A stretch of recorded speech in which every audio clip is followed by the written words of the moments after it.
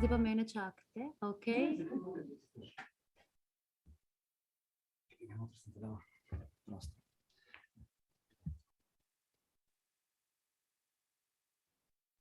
Okay, you can begin.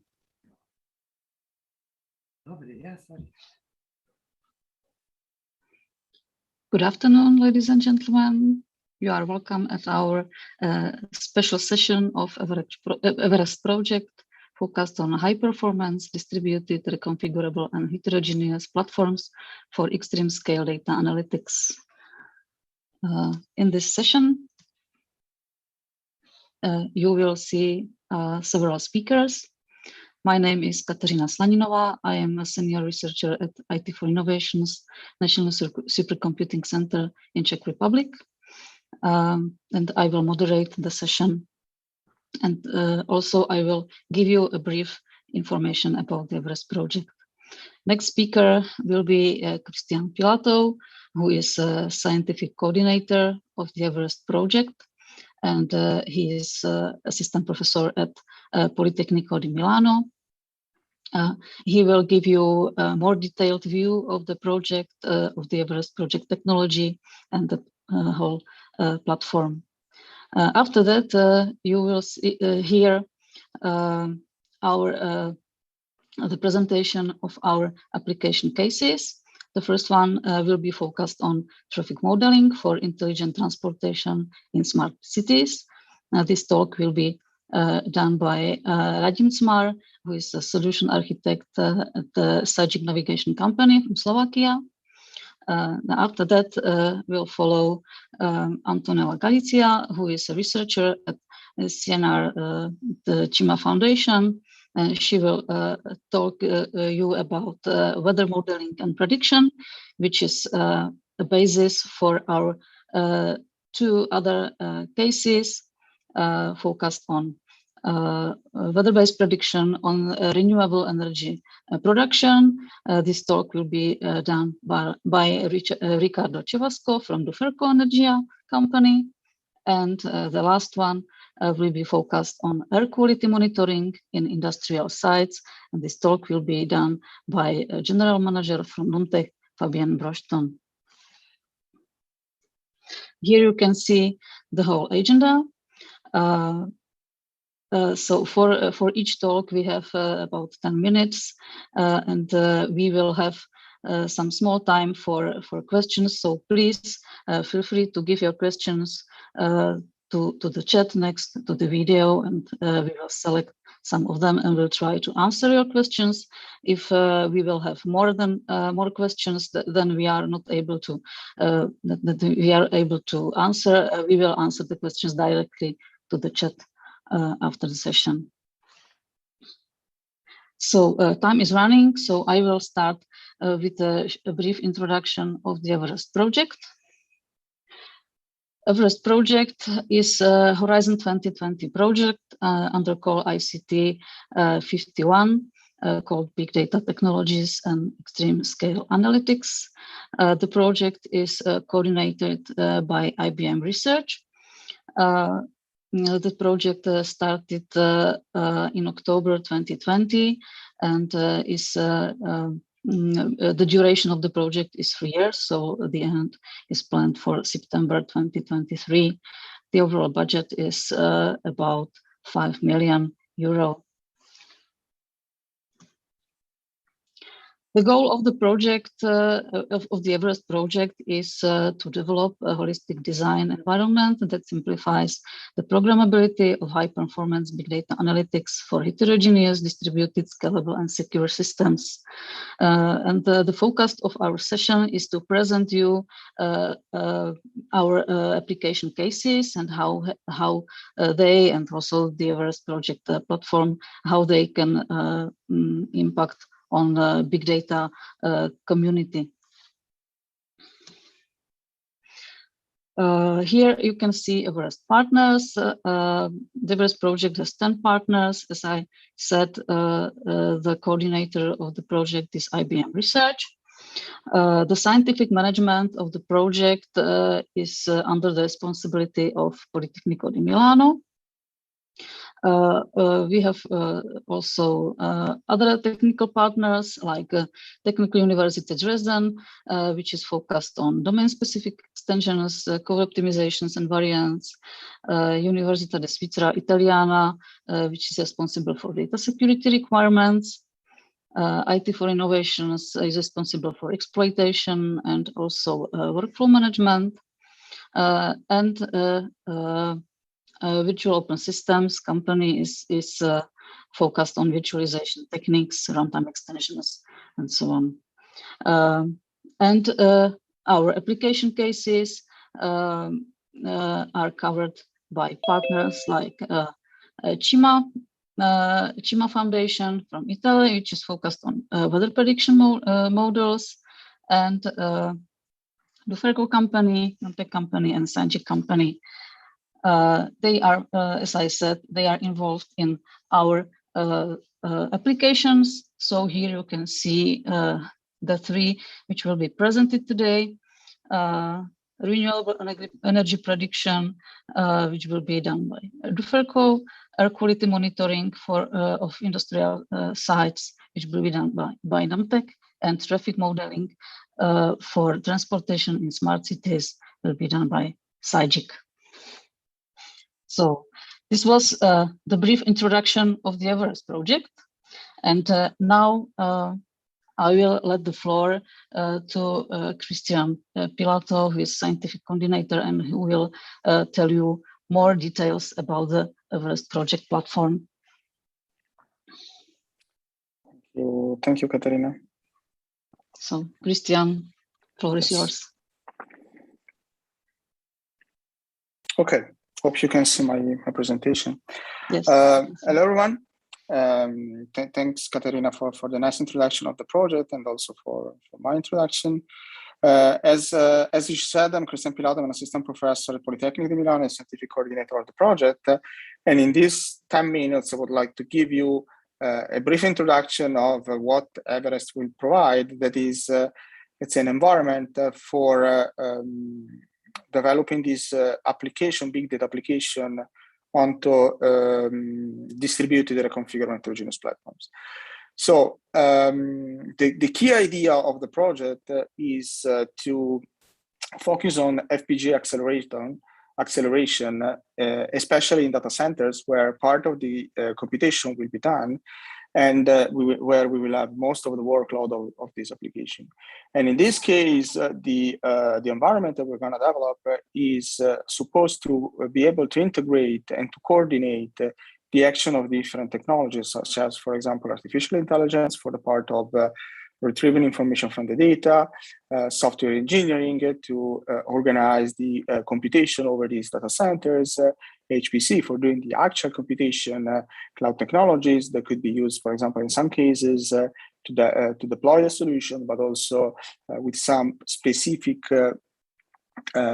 solutions also to protect part of the computation. And then also we could envision in the future also the integration of other technologies like IoT and edge computing.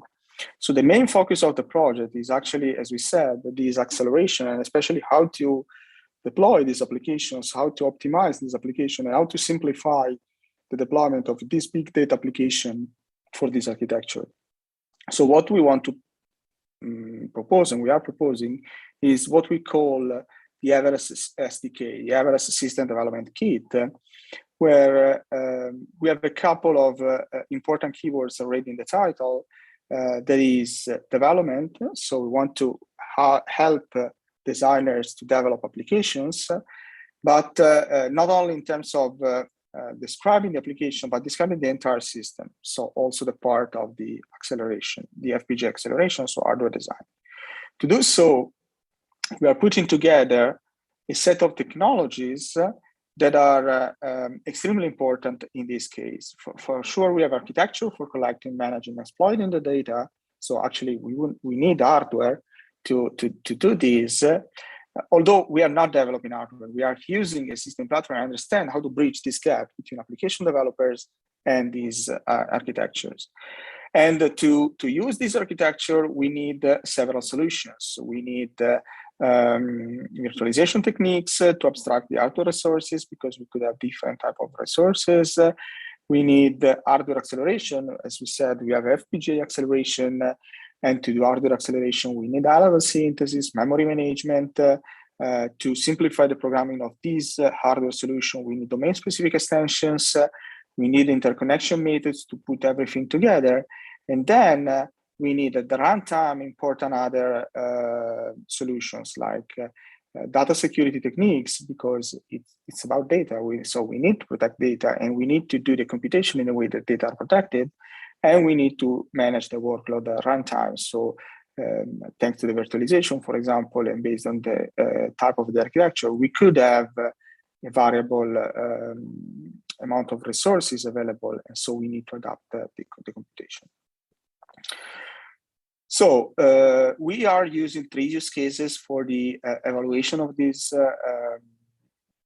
environment.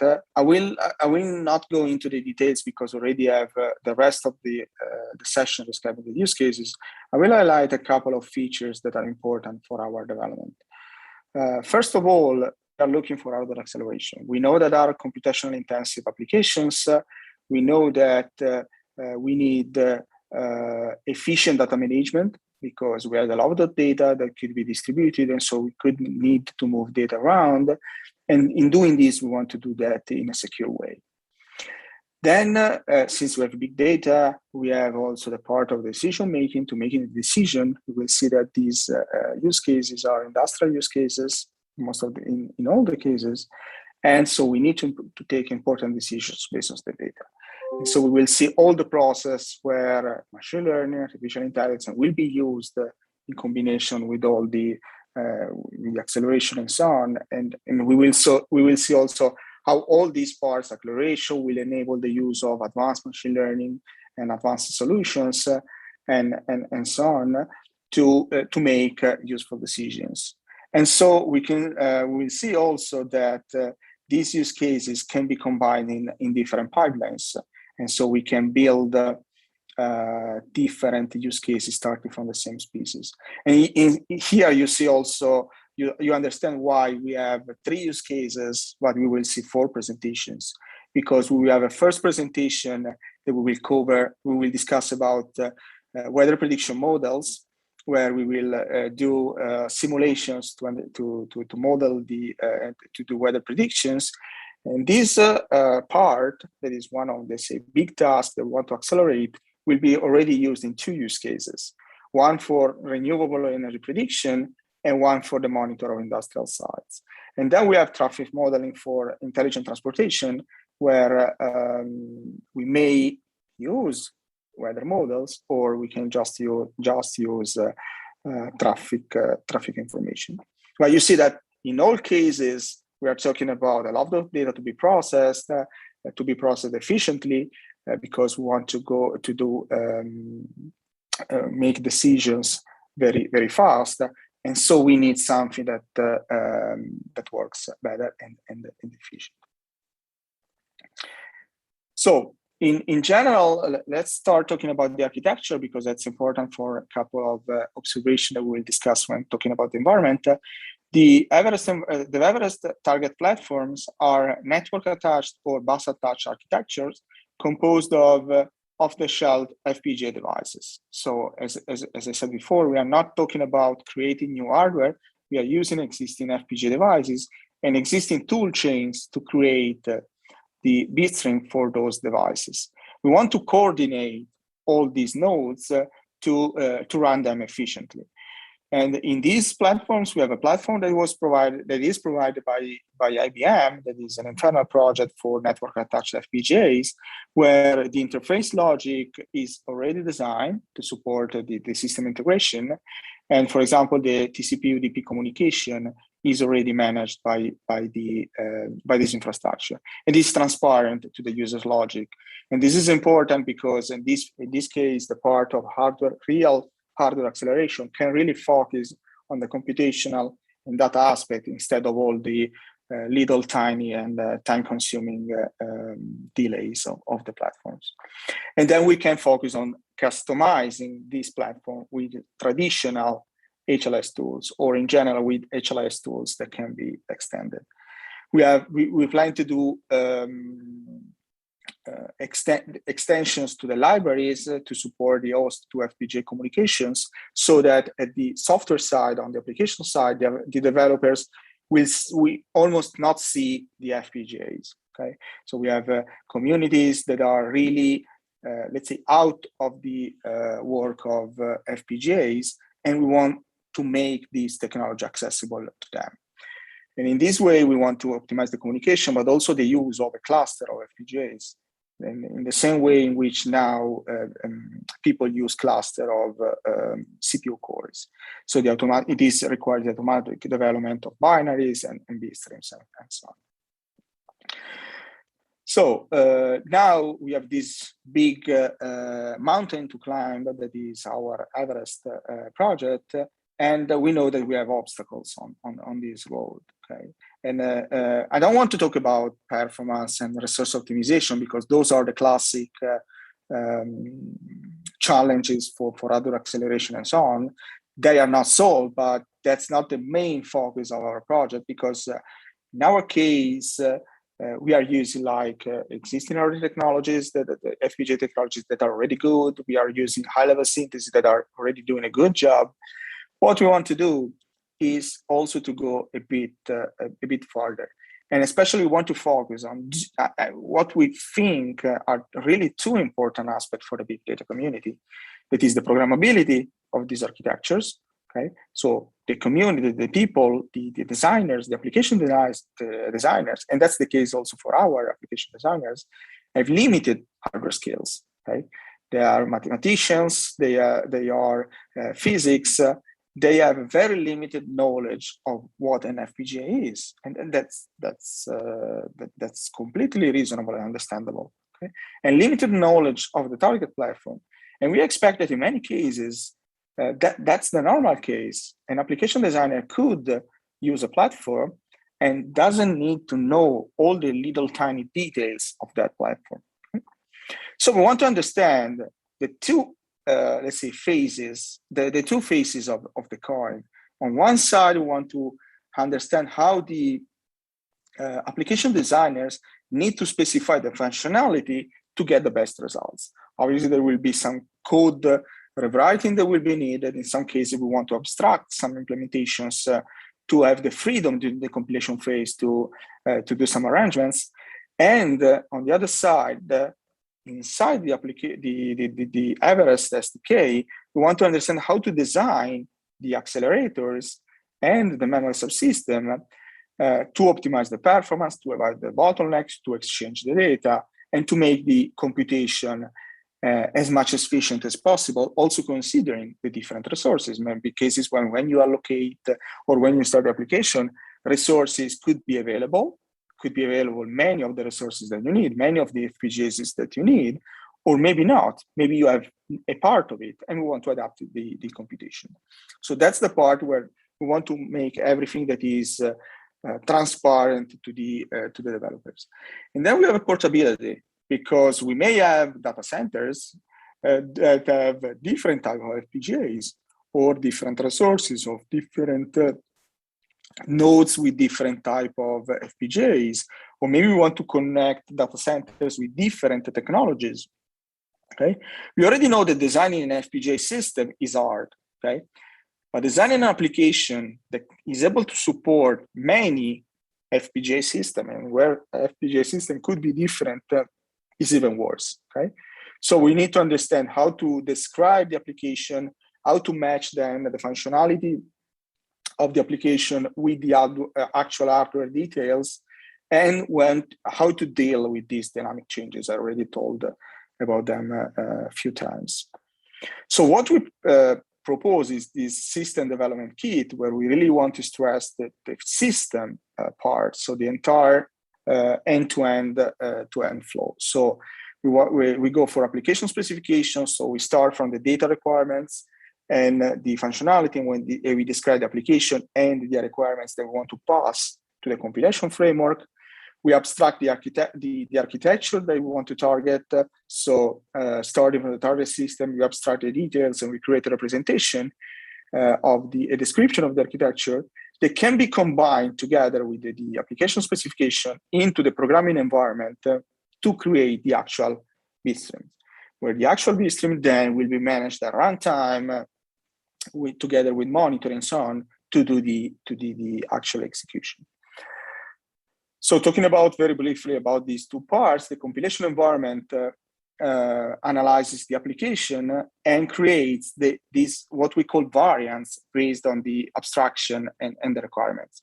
For example, we want to have a unified representation that support different inputs. And from these, we want to have a set of hardware characteristics that are not specific, that are not final, but it could be just a range. Okay? You could have from 0 to a certain number of FPGAs. And then we create all the variants for all the combination of resources that we want to use, okay? Because we don't know at compilation time. So we want to give the freedom for this. And then we want to integrate different LHLS tools. That's important because we want to be focused on a specific solution. We want to move the data more efficiently. And we want to integrate non-functional properties into the compilation flow. So for doing this, we want to use domain-specific extensions. So starting from a domain-specific language that we use for the applications, we describe the application and we go on with the compilation flow. At this point, we create the bitstream and the binaries for the target platform. At this point, Christian, you see sorry to interrupt you, but yes, we are over 10 minutes, so please. Okay, I'll wrap up very, very quickly. Okay, thank you. Sorry, Caterina. So the hardware compilation flow is this automatic DSL to bitstream generation, where starting from this, you see a very simple example, very few lines of code, you can automatically generate all the FPGA system. And this is something that is already in place. Here you see a bit more details of the solution where you can integrate with the flow and arrive automatically to the FPGA bitstream.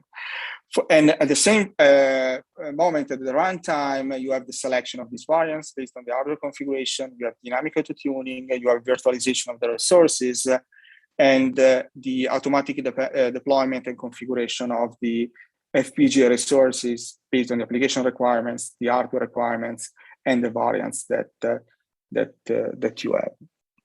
So in conclusion, our project aims at simplifying the use of the FPGA technology in the acceleration of big data applications using a data-centric approach where everything, we want to make everything depending on the characteristics of the data, starting from the extensions, the hardware design, and the adaptivity. We have 3 use cases, then now we will see more details, targeting different hardware resources, focus on interoperability, and hopefully releasing everything as open source to the community to give to the big data community a way to better target these FPGA architectures. So I think that's all for my part. Thank you, Christian, for a nice introduction of Everest platform. It seems that we don't have any questions. So let's move to application cases. Thank you again. So the first example of our application cases will be traffic modeling, which will be presented by Radim Smar from Sajik. So Radim, the floor is yours now.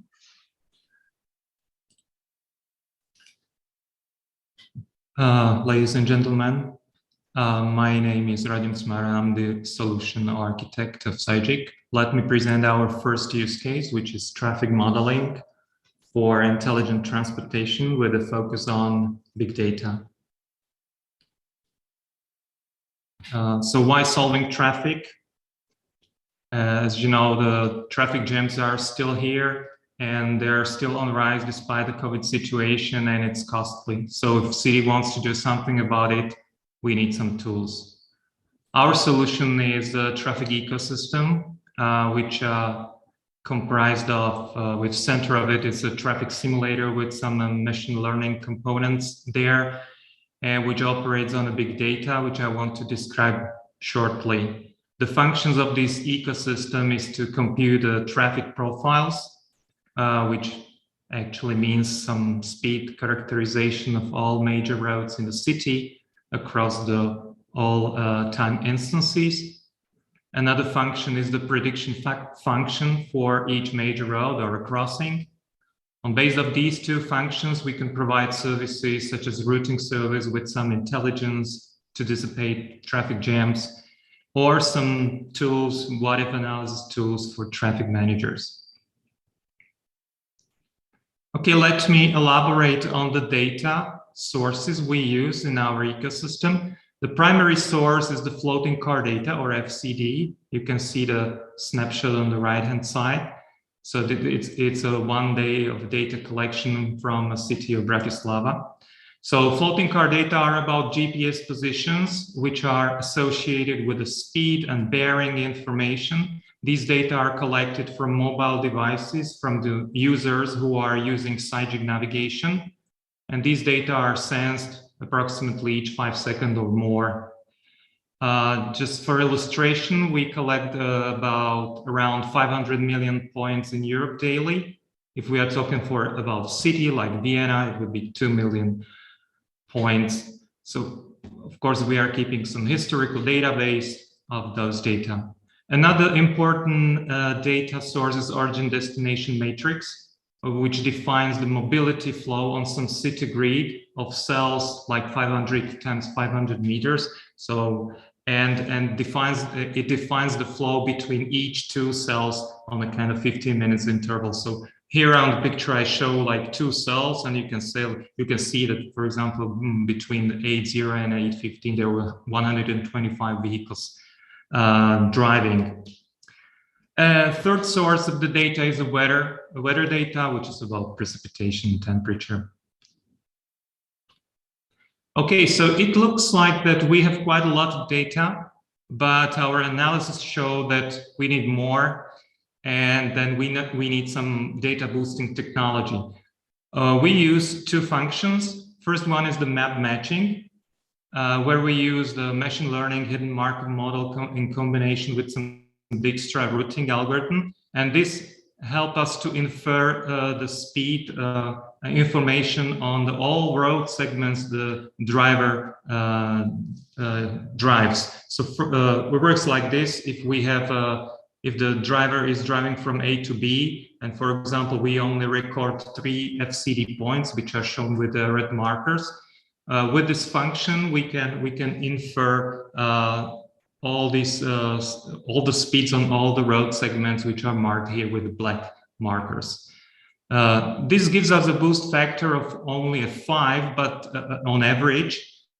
But the strong benefit is this function removes the noise on data and helps identify outliers. Another function is with use of traffic simulator, which is using this FCD and ODM data.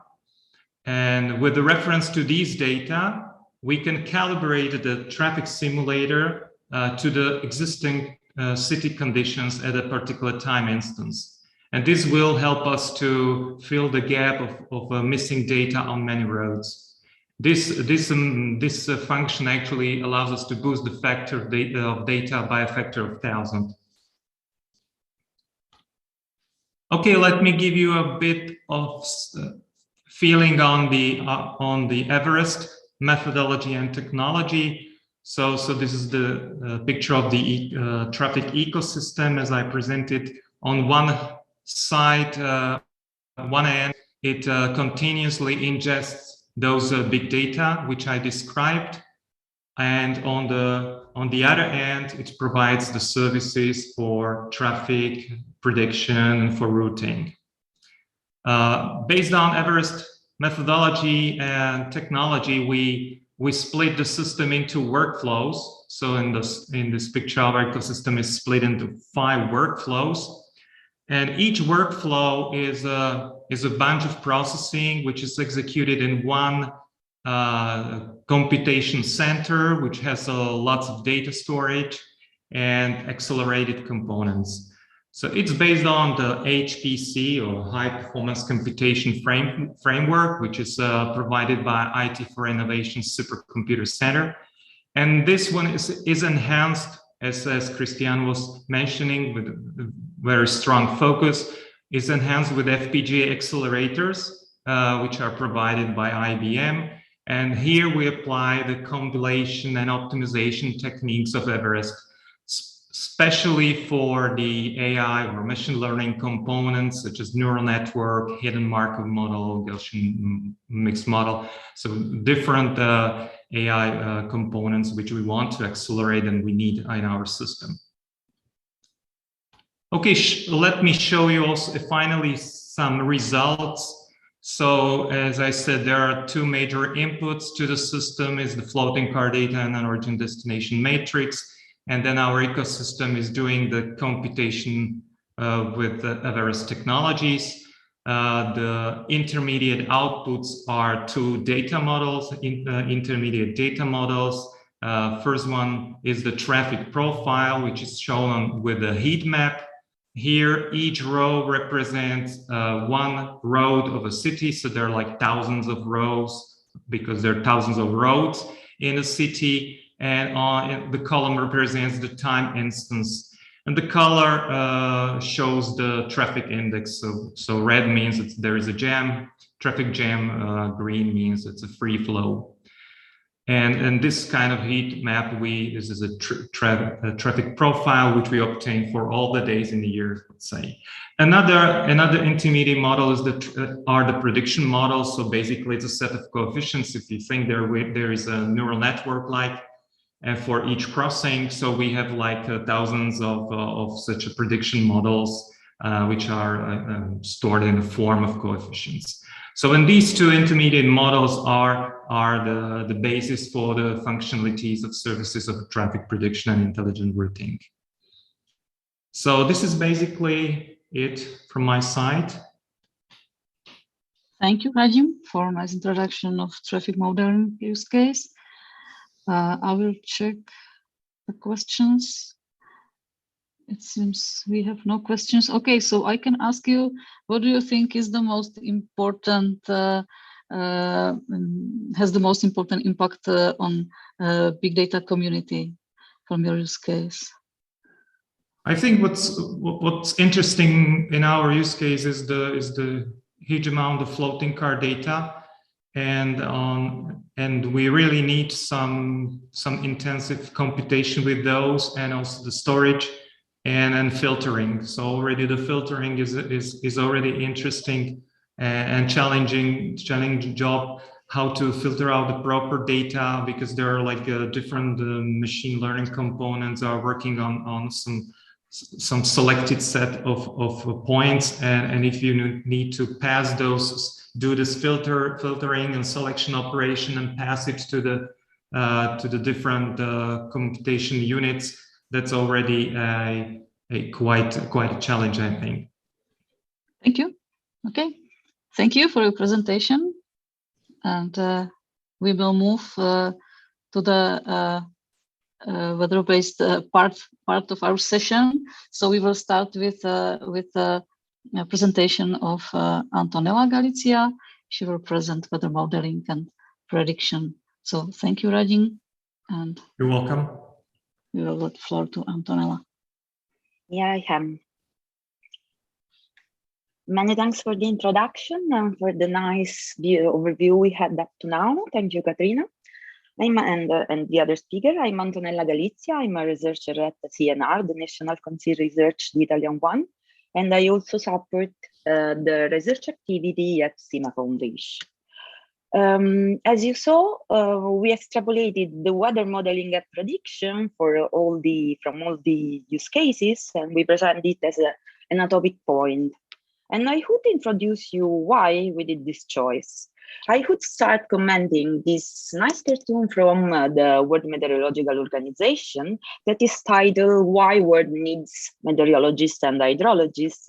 And the actual point is that meteorology prediction and hydrology predictions are at the base of many applications that represent societal challenges for our community.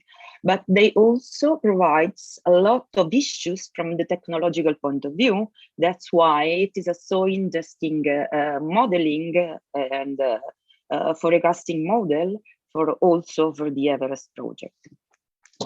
Since I'm a mathematician, I would actually add that most of these applications could not work without computer scientists, mathematicians, and engineers, but the picture is actually nice and points out many applications that are centered on meteorology. Many other examples will arrive in the remaining part of the session and of my speech. So, luckily, just few consideration, although the chaotic nature of weather, please take into account that the Lorentz butterfly effect was derived from a weather prediction. Usually, the modeling and the prediction of a meteorological atmosphere state are managed with that deterministic approach. The models from the numerical models that tackle these issues are usually very highly demanding from a computational point of view, but also from a storage point of view.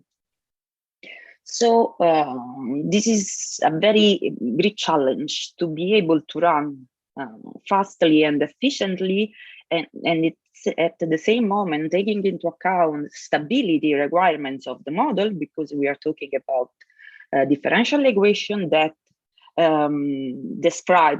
describes atmospheric modeling. So this is a nice issue. So firstly, I could comment what big data technologies could do for the meteorology, and after I'll comment what meteorology could do for big data community.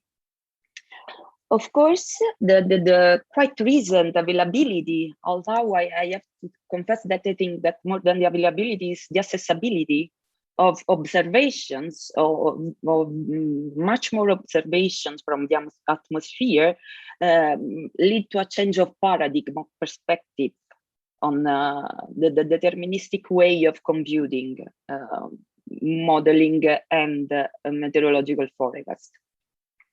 There are a lot of possibilities in terms of big data tools, artificial intelligence meteorology, and from this point of view, a very nice overview has been provided by ECMWF, that is the European Medium Range Forecast Center, Weather Forecast Center at European level.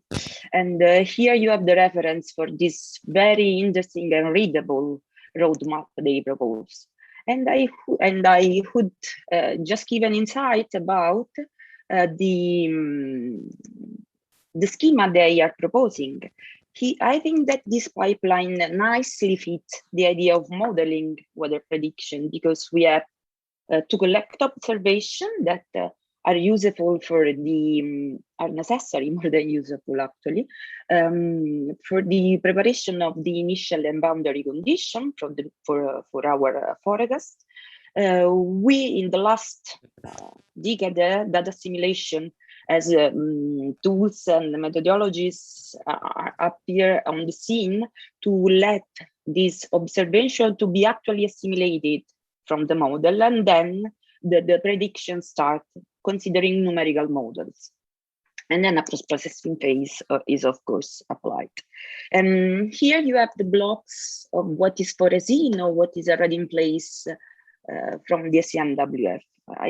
If you're interested, I suggest this reading, it is worthy. What we are doing in the Everest project, we have an approach that is a bit different from this one. We are not actually exploring this kind of technologies in the project, but we would provide the meteorological forecast as a service for the big data community, exploiting the Everest tools and SDK.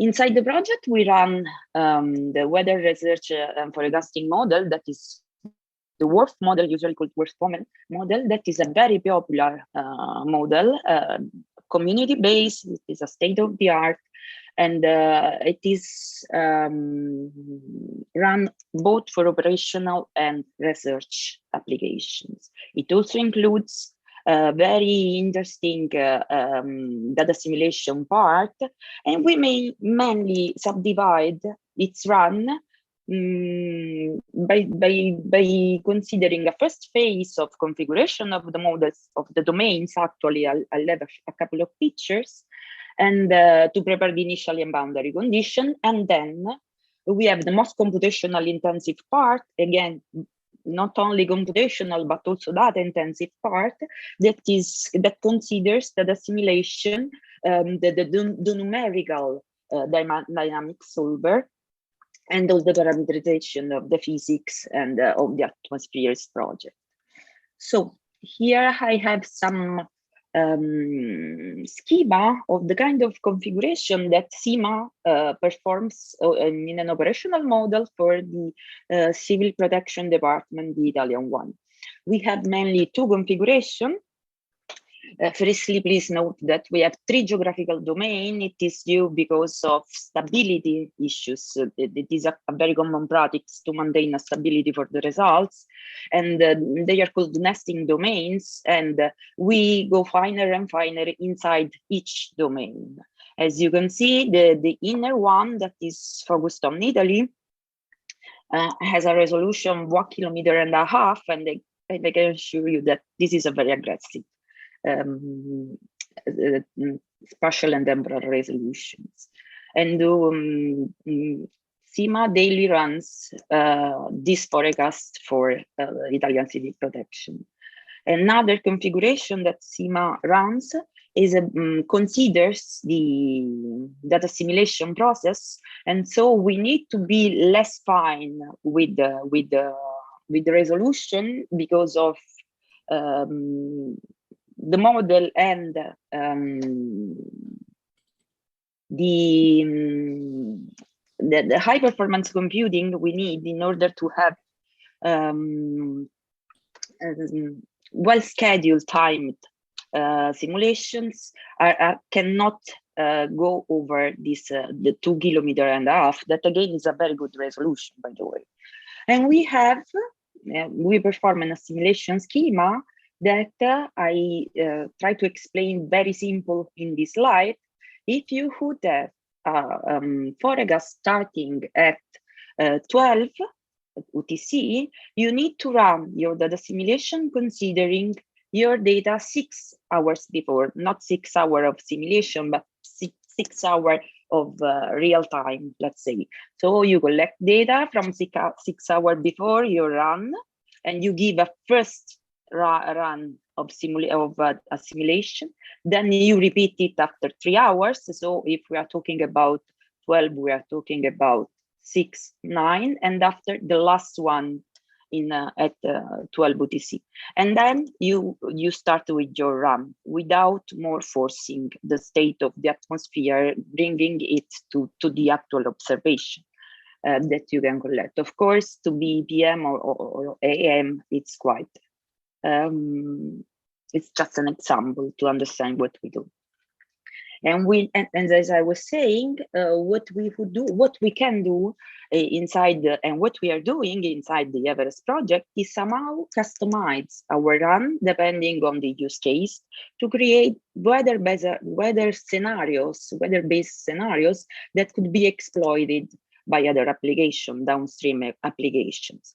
Here, I propose you what we do for a regional environmental agency. We also feed the Hydra web portal. That is a portal where you can, where expert can surf the data, the meteorological prediction that we propose in different kind of in different states. And at the end, I would present that downstream application that leverages on the weather scenarios. For example, here I propose you the synoptical project where we are assimilating data to support the aviation traffic. As you can see, here we assimilate data from radar, from satellite, from weather stations, and we are also experimenting the assimilation of living. That is actually interesting for this kind of previsions.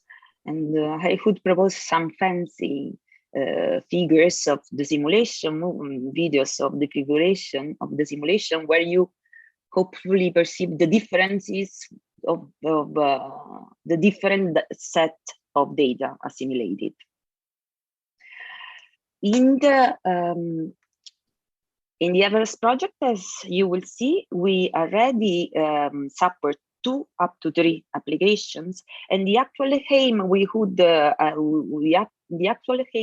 achieve is to improve the predictability of our model by pushing forward the data assimilation, so considering more data sets and thus to be able to scale on storage, but also to be able to scale on timing.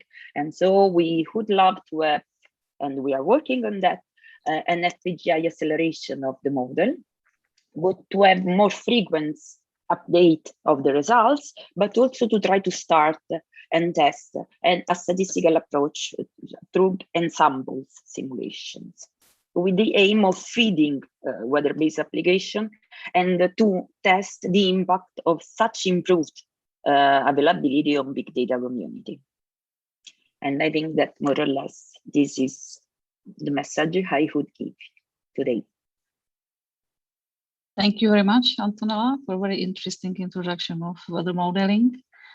I would like to encourage all attendees to put their questions to the chat, because still we are without the questions. Well, time is running, so I will let the floor now for the 2 use cases who are leveraging your outputs from the weather modeling. So thank you. And the first use case now will be air quality monitoring, weather-based prediction of renewable energy production. And this presentation will be done by Ricardo Cevasco. So Ricardo, floor is yours. Yes, thank you, Caterina. Hello, everybody. My name is Ricardo Cevasco from Duferco Energia, that is an Italian energy trader. I would like to give you a brief overview of the development of an application for prediction of renewable energy production. Ricardo, we cannot see your presentation, so please share your screen. Oh, you can, oh, okay, sorry.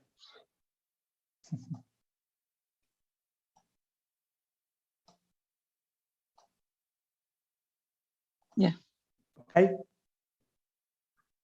Now it's okay. Thank you. Perfect. Sorry.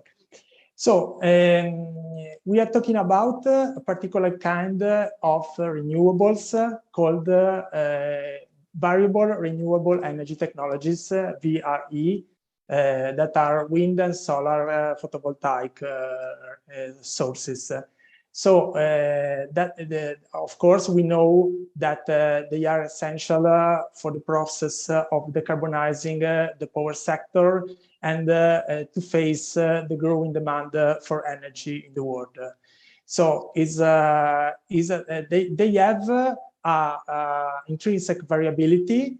So they put new great challenges for all the power system operators.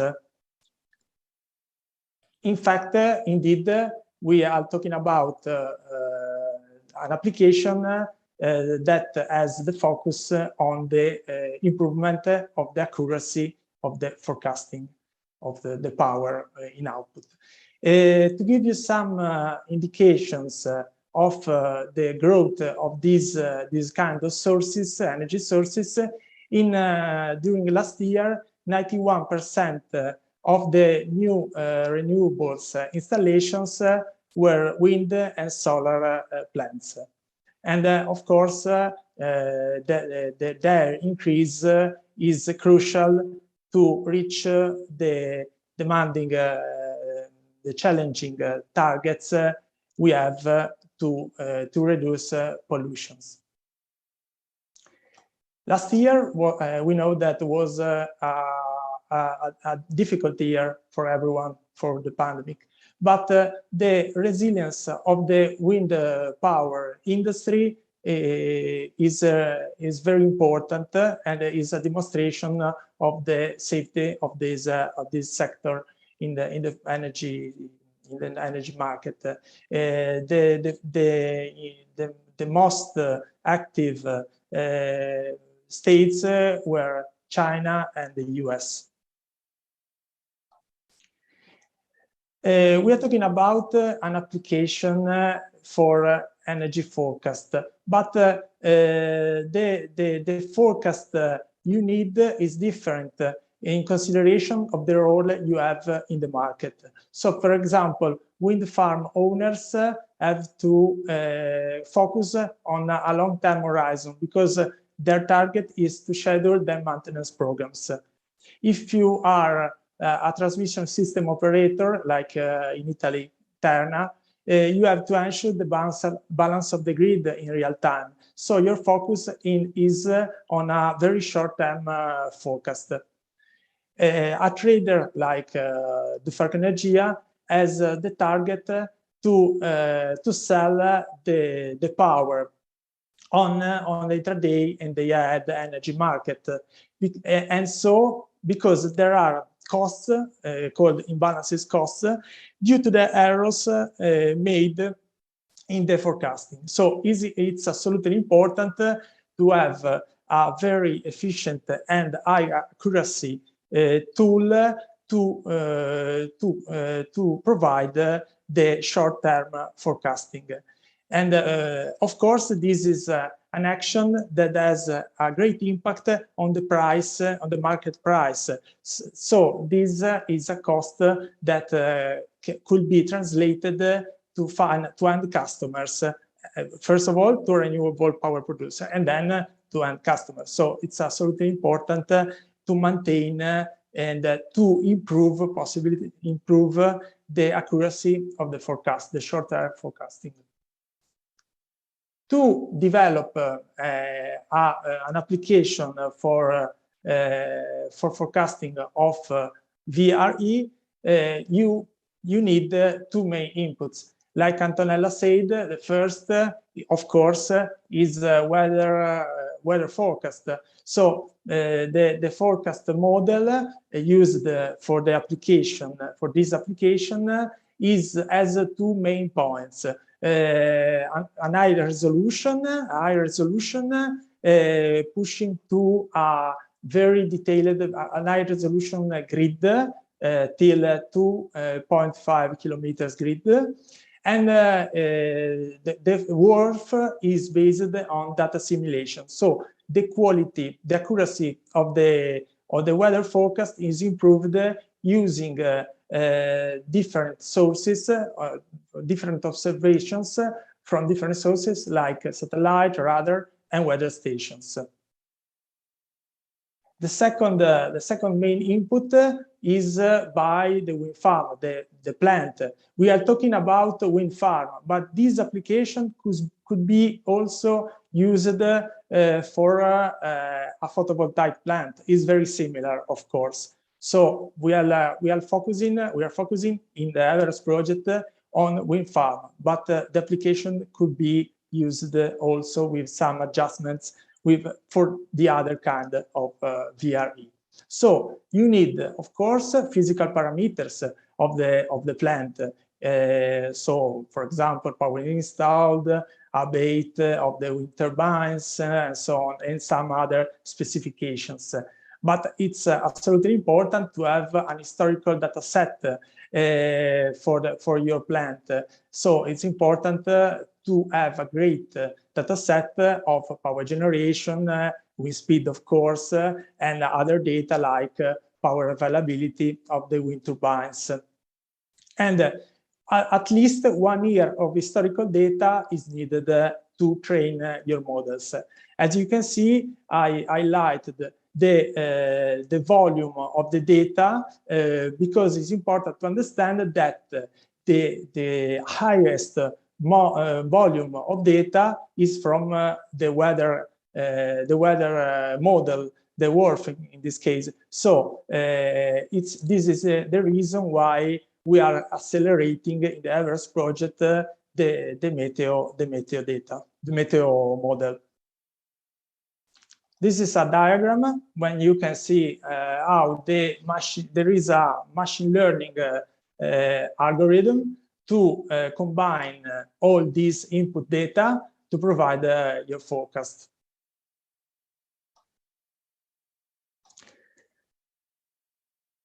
As I said, the most time-consuming part in the pipeline is from the weather forecast. And it's also important to consider that to have the best forecast is not, you can't use only one run for a day of forecast. It's important to optimize the number of runs you have every day to maintain a high level of accuracy for each hour of a day. So this is an optimization very important for your application. And as I said, the acceleration of the work so is at the center of our project. To train and calibrate your application is important to reach a minimum quantity of data. And typically 1 year of historical data is important to reach a good stability of your results. And but it's not enough to reach the best results. It's important to continually update and upload new data from the wind farm. And another point to consider, if you are if you work in a continuous market like modern energy market, European energy market, you need to improve in your application real-time data, because the ingestion of this data could improve the quality, the general quality, the accuracy of the next closest hours. So it could give a great value added to the quality, to the accuracy of your forecast. Here are some issues you have to face for the development of an application, of such an application. A problem we have, especially in the Italian market, is that we don't have a standard format for real-time metering data from the wind farms. So if you have a portfolio of wind farms or of other variable renewable energy, probably you should have to face this problem. So you have to standardize all the data in real time you have to ingest in your application. And another problem is that you have a lot of data, heterogeneous data, that could be also not so with an high accuracy of all the data. So it's important to consider the possibility to implement validation rules and preprocessing to exclude bad samples. This is absolutely important to maintain a high level of quality of your data, because it's important to increase the volume of data, but also to maintain a high level of your data. This is a brief diagram of this application. So the main steps for the validation of the results are, first, the definition of the best key performance indicator to evaluate the forecast accuracy, and the identification of a forecast provider that could be considered the leader on the market, of course. We have we have an experience of more than 10 years, so we are able to compare the results of this application with the results of the best service providers in the market. The data connection and denoising is important to maintain, to join the highest amount of historical time series, but also with the highest accuracy as possible, because it's important to not introduce bad data in in your volume of data. Another important point is the selection of the best algorithm for your application, because not all the algorithms are suitable for all the applications. So in our experience, we arrived to the conclusion that kernel ridge is good for application because of the quick training of this algorithm, and also the high robustness and stability. So it's a good compromise for our target. And last but not least, is important, of course, to have a continuous process of insight to locate the weak points in the pipeline, to find the best strategies to improve the general accuracy of your tool. Is not easy, but it's a continuous research. At the end, I'm trying to classify this use case with the typical definition of big data problem.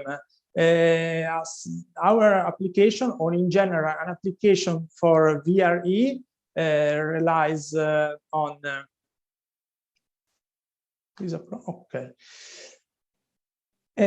weather models weather forecast is at the base of our application, and we have to consider that the volume of the data could be improved considering ensemble and considering probabilistic approach that very often are the keys to improve the results. The use of real-time data streaming is a great improvement for the modern markets. So it's very important to consider the most recent data. We are going to markets very close to delivery, so it's very, very important to maintain and to implement these data and to consider a high velocity target. The quality of the data used to train the models is at the base, is another point, crucial point of the development and of the reaching of high results. So it's absolutely important the data cleansing and the exclusion of bad samples or outliers. The necessity, the need of managing heterogeneous and structured data must be considered in this development. And the choice of a machine learning intelligence is crucial because you have to consider that every wind farm of photovoltaic solar plant has its history, and it is important to consider an application self-learning and capable of learn the history of the plant. And at the end, the application should be suitable not only for the current market, but also for the next markets. We have to make this effort to build an application ready for the need of tomorrow. Thank you very much for your attention. Thank you for your presentation of energy prediction use case. I have prepared a similar question for you as I had for Radim, but regarding big data values, but you completely answered it now, so so thank you. And we will move quickly to the last use case, which is focused on air quality monitoring in industrial sites, which will be presented by Fabian Broshton. Fabian. Yes, Hello, every morning, everybody. Oh. So I will be quick because, yes, in time we are short. So I will speak about air quality, but also based on weather forecast.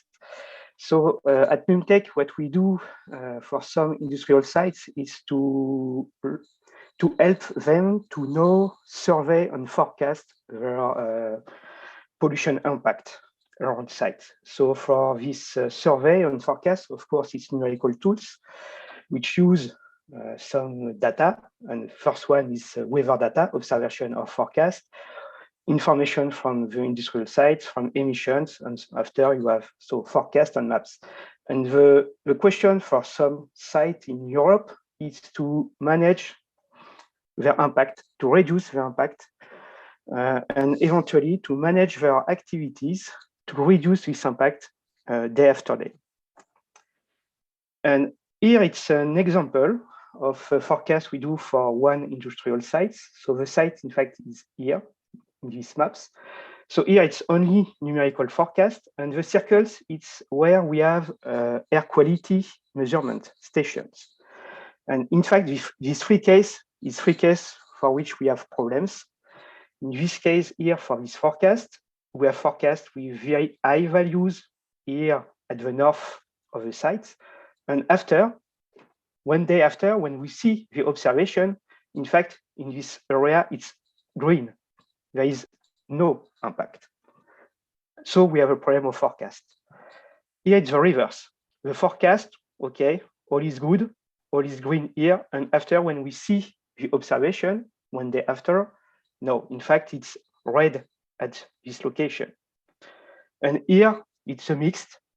The forecast, it's quite well in direction, but we are green, whereas in observation, we are orange. And for this kind of site, what also it's interesting, it's for these industrial sites, we know very well the emissions. And we can